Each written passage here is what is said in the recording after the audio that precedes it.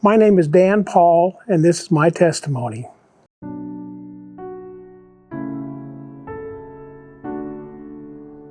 Said chaplain, he said, you bring a sense of the eternal to the present.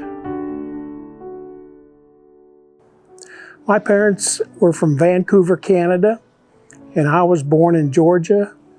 I was saved at 6 years old. I was filled with the Holy Spirit at 12. I was called into the ministry at 16. My brother went into the Air Force, and I went to visit him, and that's where I saw the military chaplaincy, and that's when I decided that I wanted to be a military chaplain. The goal of the chaplaincy is to bring God to soldiers and soldiers to God. And I want to talk about soldiers for my first point today. David was a man after God's own heart. You would think that the man after God's own heart would be a priest or would be a religious leader or would be a prophet, but he was a soldier. And that's important to me because you need soldiers who are warriors.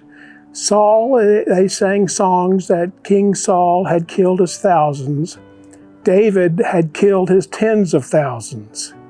David was a warrior, he was a general. He led his armies and he always led them to victory because he prayed and sought God before every battle, before every major decision that he made in his life. But God would not let him build the temple. Today we would call it a church. That was left for Solomon, but David took and held the land so that Solomon could build the temple or build the churches. And that's the way it is today. We still need soldiers to take and hold the land, and we need other ministers to build the temples and the churches.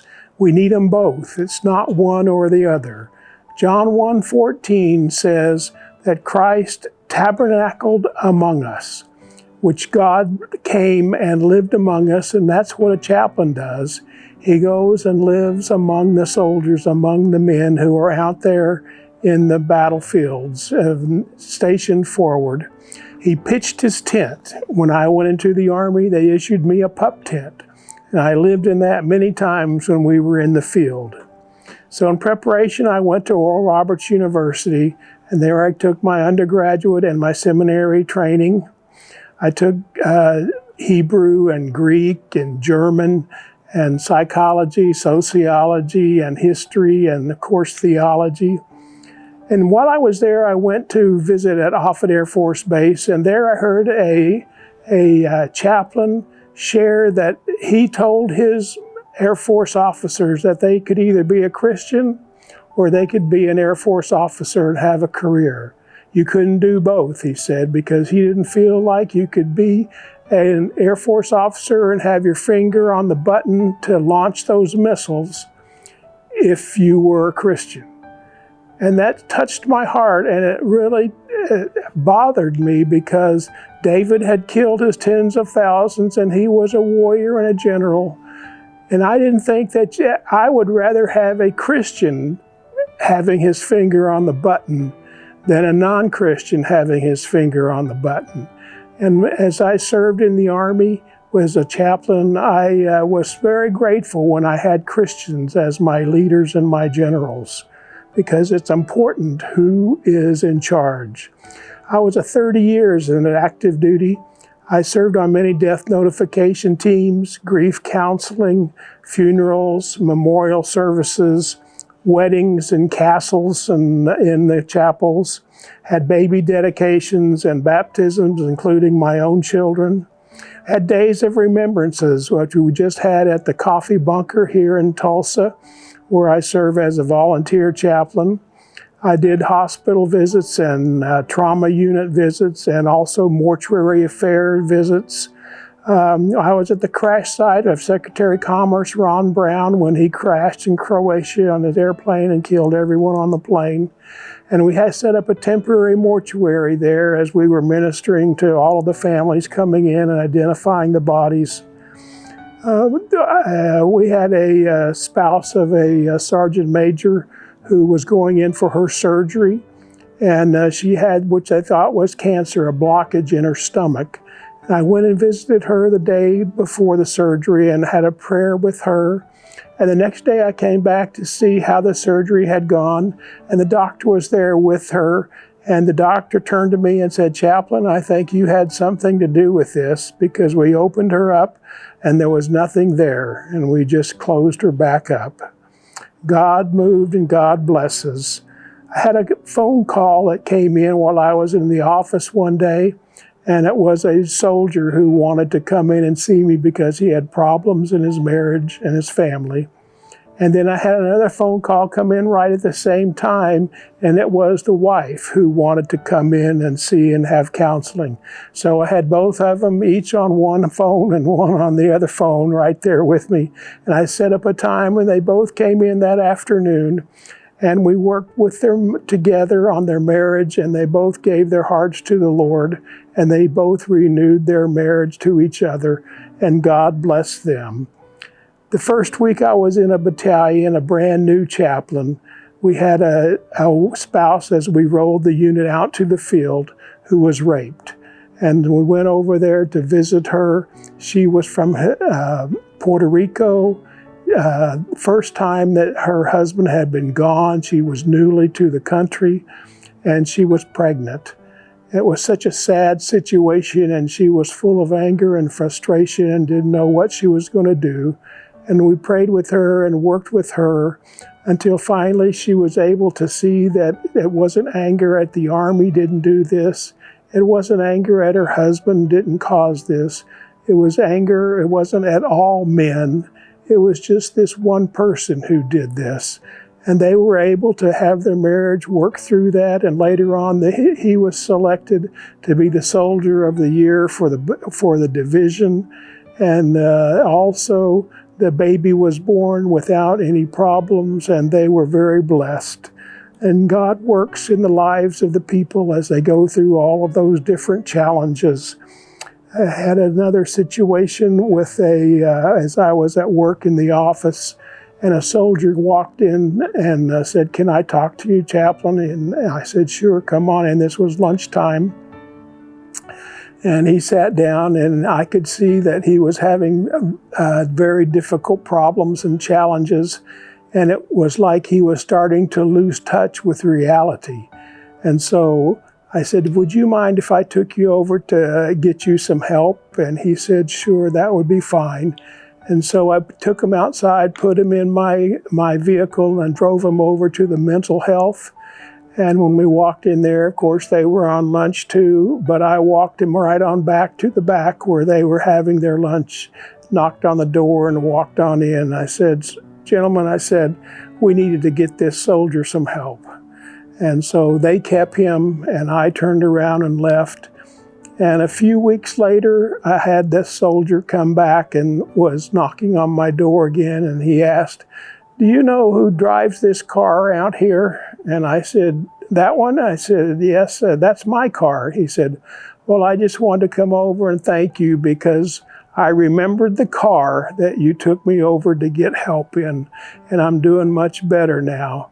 And I said, "Well, praise the Lord for that." He didn't remember me, but he remembered the car, and that he got his help. That's what was important.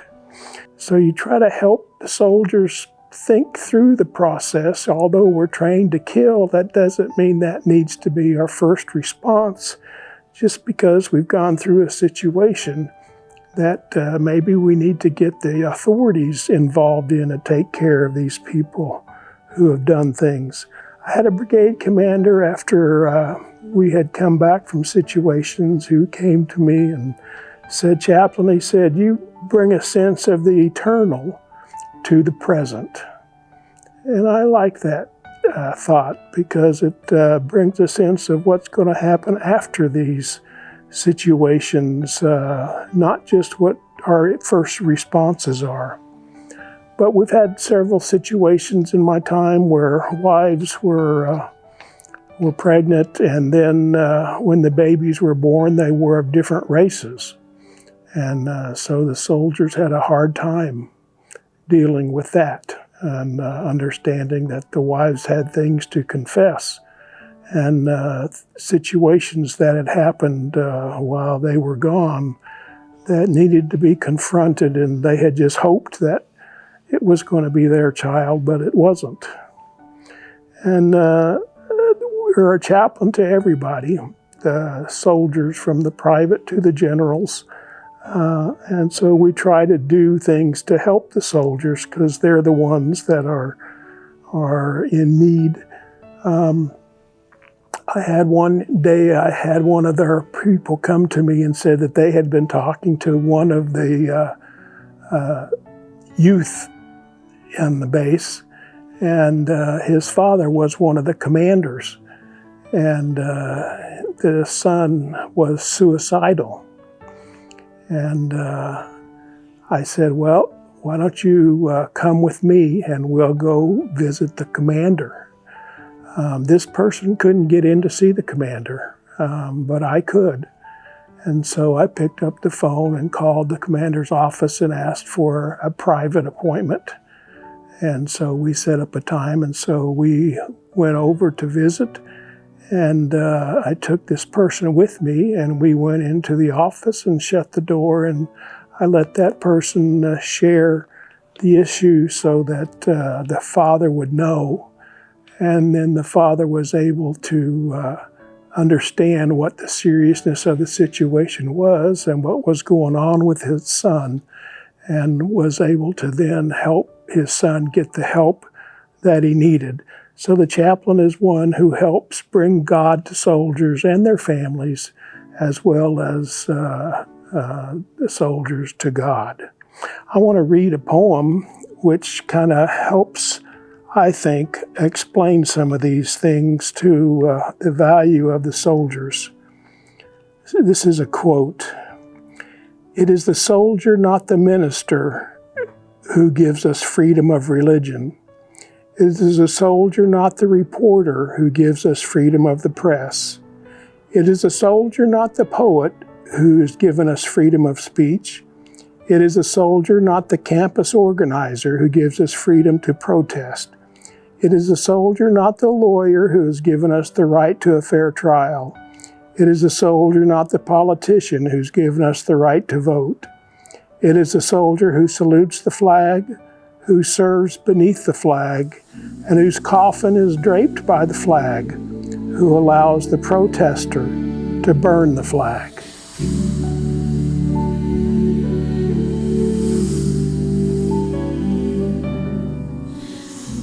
The second point I'd like to share today is about the chaplain's role in advising the commander. When you advise the commander, you help everyone throughout the chain of command. When we were deployed going into Albania, we had a lot of stress and pressure. You know, we deployed with enough to build 2 bridges across the river going into Kosovo, but it was at a 100-year flood stage. And if you remember, we just were able to do 1 bridge across by putting those 2 together to make 1 bridge across the river. And so there was a lot of stress in our headquarters because of all of the things that were going on. And I had an officer come to me who wasn't able to make it because he was just getting burned out with all the stress and the pressure. And so I took him and I said, let's go over to the medical tent and see if docs can help you. So I took him in my vehicle and we drove over to the hospital tent and went in to see the docs. And as we were talking to the docs, the doc mentioned to me that, you know, chaplain, he said, we have a lot of people around here that are just really suffering because of all of the pressure that's going on in this headquarters. And I said, is that a fact? He said, yes, it is. I said, well, somebody needs to tell the general about it. I said, are you going to tell the general about it? He said, no. I said, is anybody around here going to tell the general about it? And he said, no. And I said, well, I'll go tell the general about it. And he said, okay. So that's what I did. I went over to the headquarters tent right after that. And then we were set up in a headquarters tent where we were all in one big tent together.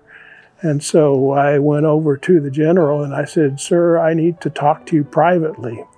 He said, "What is it, Chaplain?" He said, "Whatever you got to say to me, you can say to me in front of everybody gathered here.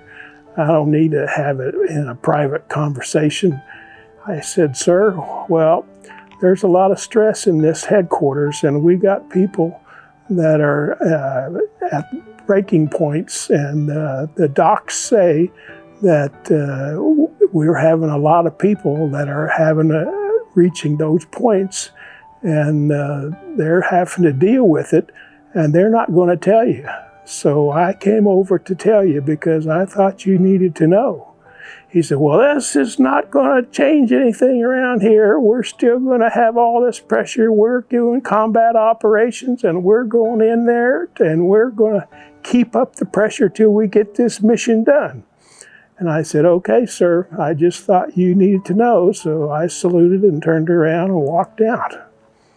And 6 months later, we were back, and he was in our area and was giving me a medal because of one of the things I had done. And he said, as he was getting ready to pin it on, he said, "And I remember the day that Chaplain Paul came to me and told me something that I didn't want to hear, but that I needed to hear." And that's what chaplains are supposed to do. They're supposed to tell their commanders things that they need to know, not just what they want to know. And that's the way it works when you are advising the commander, because you got to tell them what they need to hear, because it affects all of the soldiers underneath them. Later on, he called me on the phone about a officer who was having mental issues, and he was going to refer him to mental health as a command referral, which is not good for an officer. And I said, "Sir, I talked to him, and he's going to refer himself in the morning. I think it's best if we wait and let him do a self-referral rather than put it on his record as a command referral."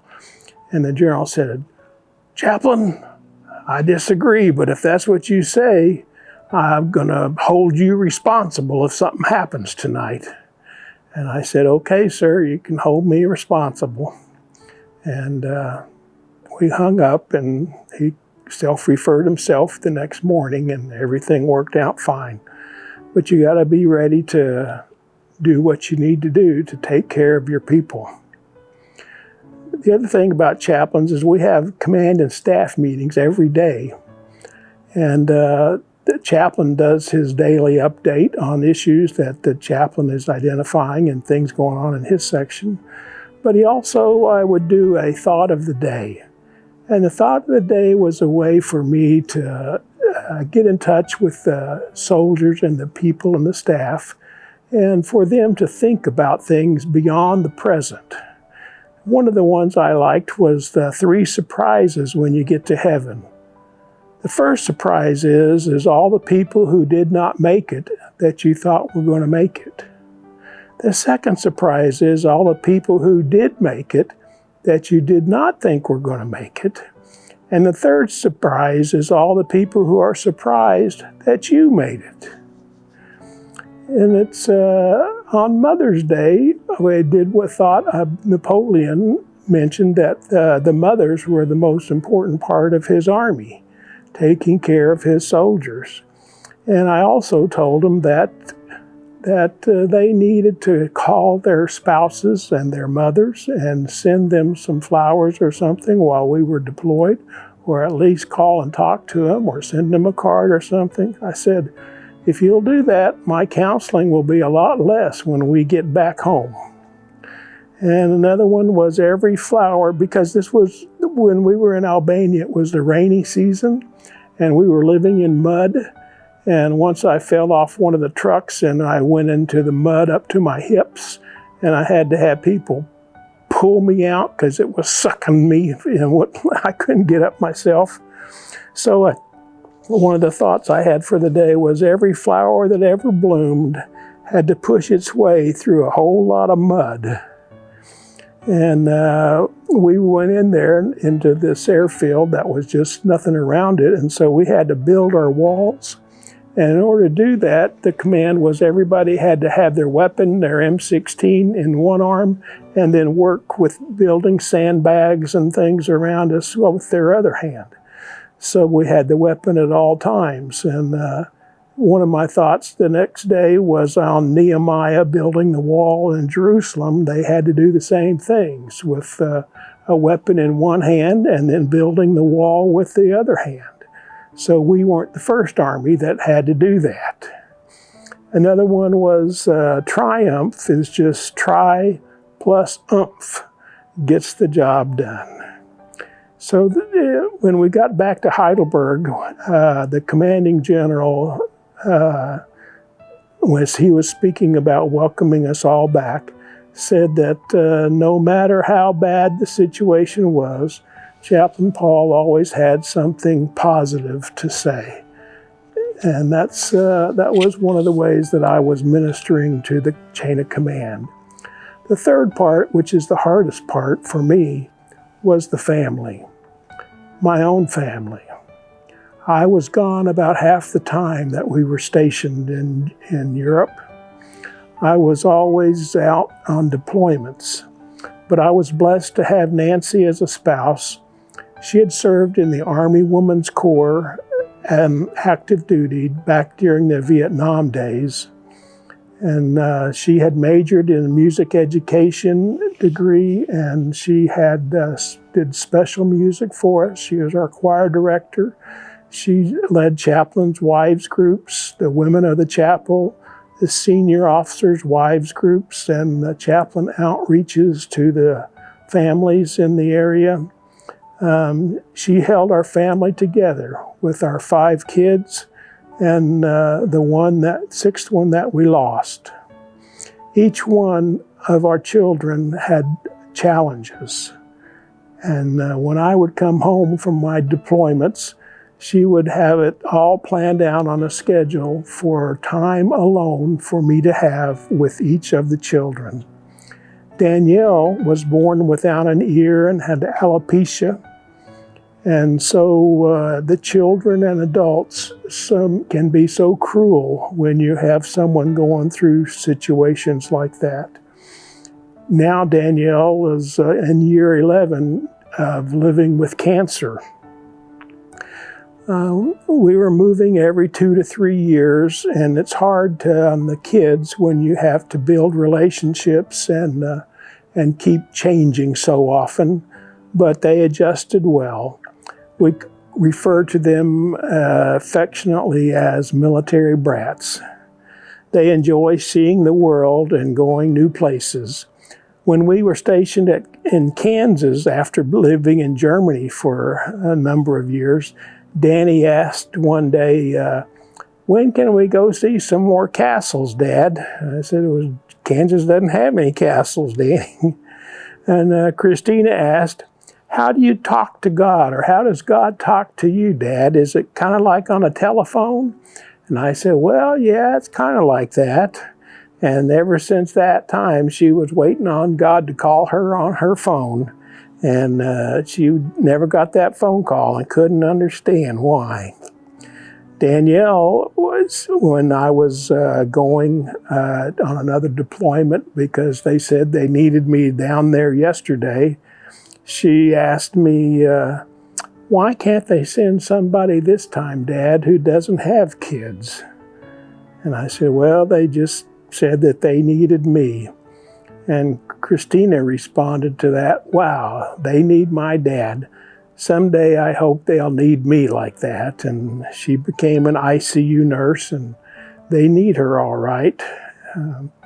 And Christina was so cute because she told us later as she grew up that when she was young, she thought that we were stealing her mail.